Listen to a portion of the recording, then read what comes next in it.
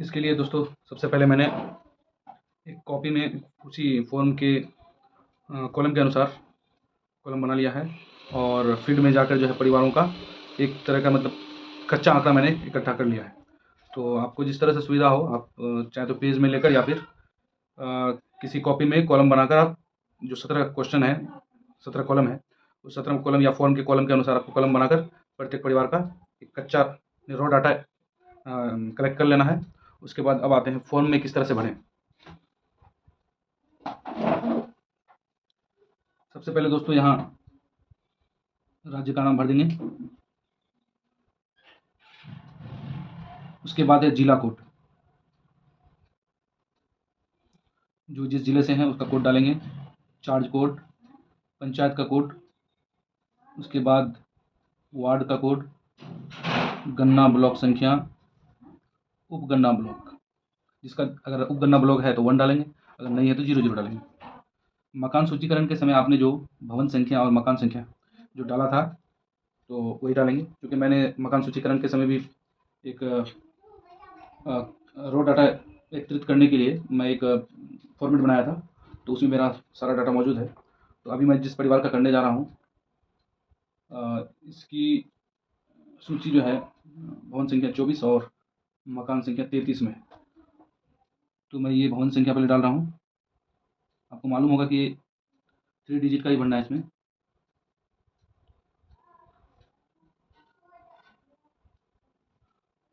परिवार क्रम संख्या, चूँकि उस मकान में एक ही परिवार आ रहा है, या यूँ कहूँ कि उस भवन के अंदर जो मकान है यानी एक ही परिवार है, तो परिवार का क्रम संख्या 1 होगा।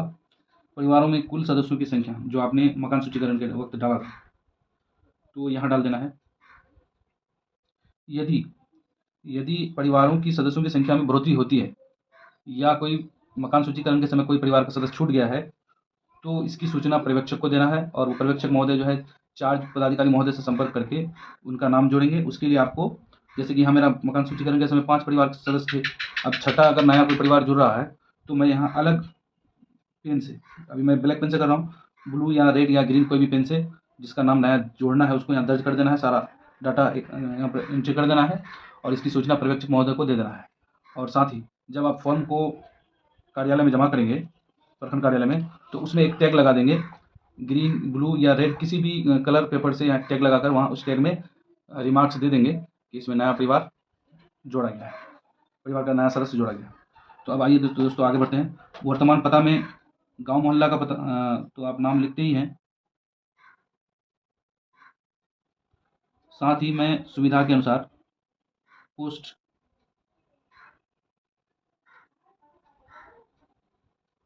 थाना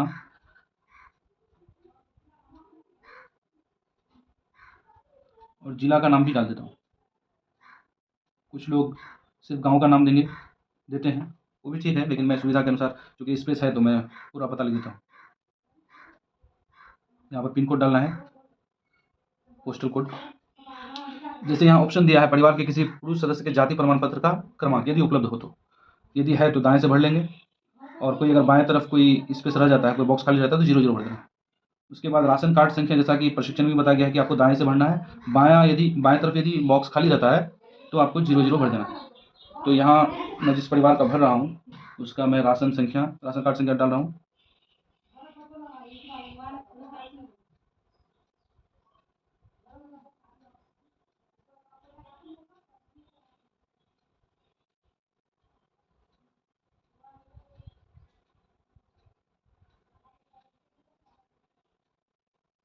तो दोस्तों यहाँ 4 बॉक्स खाली रह रहा है, तो मैं 0 डाल देता हूँ।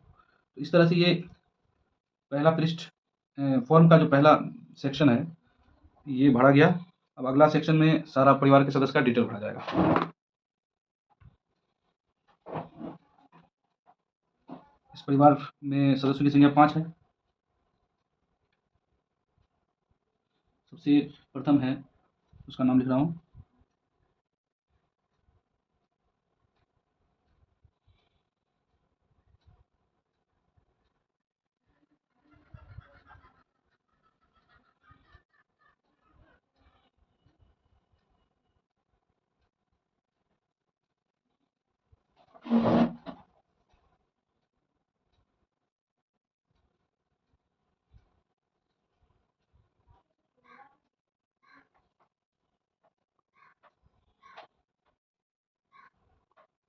तो इस तरह से दोस्तों परिवार के सभी सदस्य का नाम, पिता और पति का नाम मैं लिख चुका हूँ। आप एक चीज़ गौर करेंगे कि मैं असलम लिखा हूँ, जबकि उसके बच्चों के नाम के सामने मोहम्मद असलम लिखा हूँ। चूँकि उनके आधार कार्ड में इस तरह से है, तो आपको ज़्यादा दिमाग नहीं लगाना है। आपको उसके पुत्र-पुत्री का नाम लिखते समय उसमें पिता का नाम क्या दर्ज है, वही देना है। अब ये सेम नहीं मिल पा रहा है, ये उनकी समस्या है, क्योंकि उनके पिता के नाम में सिर्फ़ असलम है और आधार में, और बाकी बच्चों के नाम में पिता के नाम मोहम्मद असलम है। तो आप बाकी बच्चों के आधार के अनुसार आप भर देंगे। उसके बाद तीसरा जो क्वेश्चन है, परिवार के प्रधान से संबंध। तो चूँकि मोहम्मद असलम या असलम जो है परिवार का मुखिया है, तो यहाँ 01। उसके बाद गजाला खातून पति पत्नी है, 02। बाकी बच्चों का 03 जैसा आपको मालूम है, उसी प्रकार आप भर देंगे। आयु, आयु यहाँ दिया है, जो मैं डाटा कलेक्ट किया हूँ उसके अनुसार 3 डिजिट में भरना है।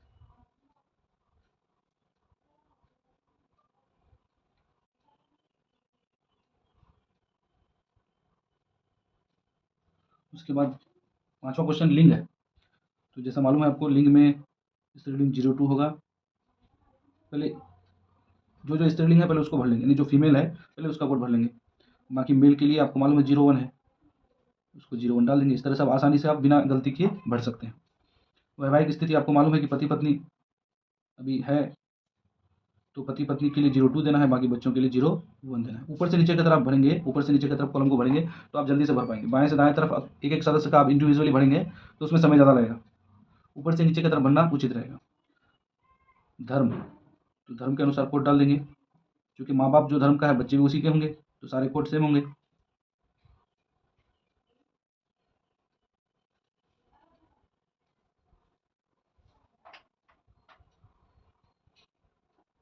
इस तरह से मैंने जाति का नाम लिख दिया है, जो कि कॉलम बहुत छोटा था, तो बहुत छोटा छोटा लिखना पड़ रहा है, शायद आपको दिख भी नहीं रहा होगा। उसके बाद जो जाति है उसके अनुसार जो सूची दी गई है कोड डाल देंगे।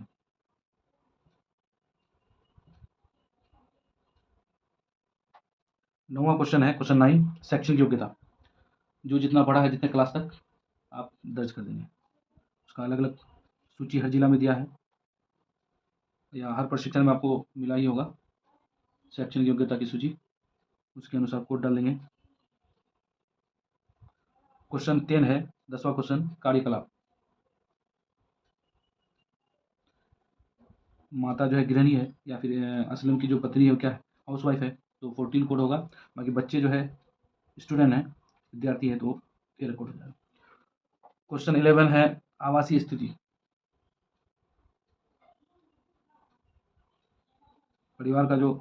परिवार जिसमें रह रहा है वो, उनका घर जो है टीन का है, इस वजह से आप जो है 03 कोड डालेंगे। अस्थायी प्रवासी स्थिति, अक्सर देखा जाता है कि पति बाहर रहते हैं किसी अदर जिला में या अदर स्टेट में, तो यहाँ जो पति बाहर रह रहा है तो वो अदर राज्य में, दूसरे राज्य में 04 बैठ जाएगा। बाकी पत्नी समेत सारे बच्चे घर में रह रहे हैं।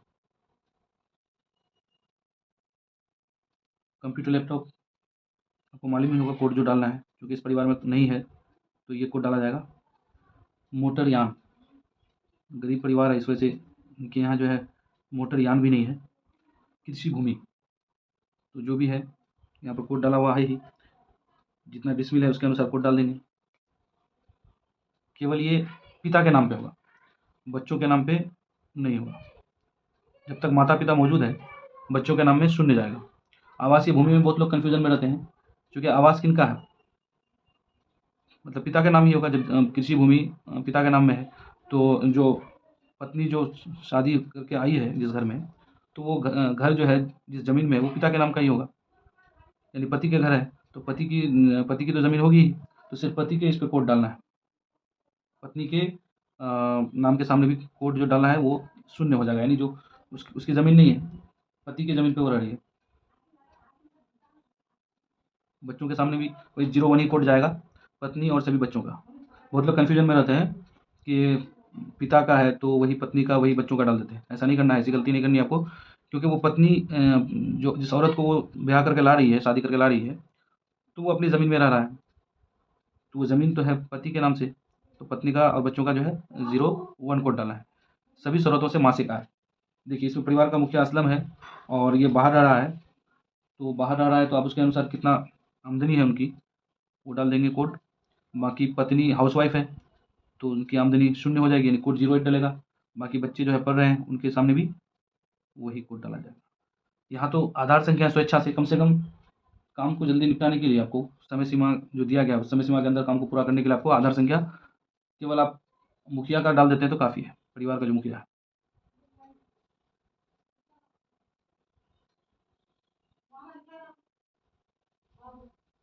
तो इस तरह से इस परिवार का पूरा डेटा एंट्री हो चुका है।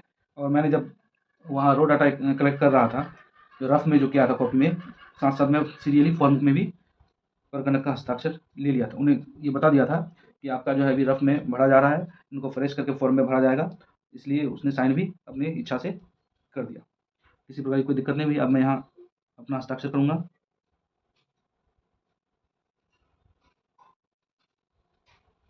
दिनांक डाल दिया। अब यहाँ जो इनको मिला करके पर्यवेक्षक महोदय यहाँ हस्ताक्षर करेंगे और इस तरह से अब इस फॉर्म में जो डाटा जो है लिखा गया, उन्हीं डाटा को मोबाइल में एंट्री करना है।